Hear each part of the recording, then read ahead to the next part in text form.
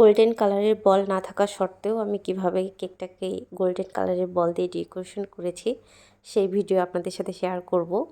তো এই কেকটা ছিল আমার অর্ডারের কেক এবং 1.5 পাউন্ডের মধ্যে একটা কেক ছিল। কাস্টমার ডিজাইন সিলেক্ট করে দিয়েছিল। তো এই গাড়িটা দিয়ে দেন কিছু গোল্ডেন কালারের বল থাকবে। তো আমার কাছে সেদিন গোল্ডেন কালারের বল ছিল না, তো আমি সেটাকে একটা সিলভার কালারের বলকে গোল্ডেন কালার করে নিব। আমি প্রথমে একটু গোল্ডেন ডাস্ট কালার, যেটা আমি লিকুইড করেছি, সেটা একটু লাগাই দিচ্ছি বলটার গায়ে। এটাতে কিন্তু গোল্ডেন কালার হবে না।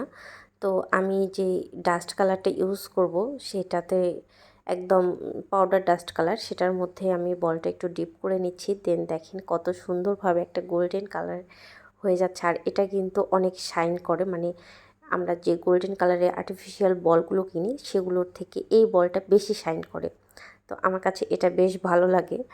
আর আমি আগে থেকেই ফাঁকিবাজি কাজটা করি, যখন কাজের মাঝখানে দেখি যে গোল্ডেন এবং সিলভার কালারের বল দরকার, তখন আমি অন্য কালারের বলকে এভাবে গোল্ডেন কালার করে দিই। আমি কিন্তু অনেক কেক এভাবে বসাইছি। আর এই কেকের রিভিউ ছিল আলহামদুলিল্লাহ অনেক ভালো। আপু খুবই পছন্দ করেছিলেন।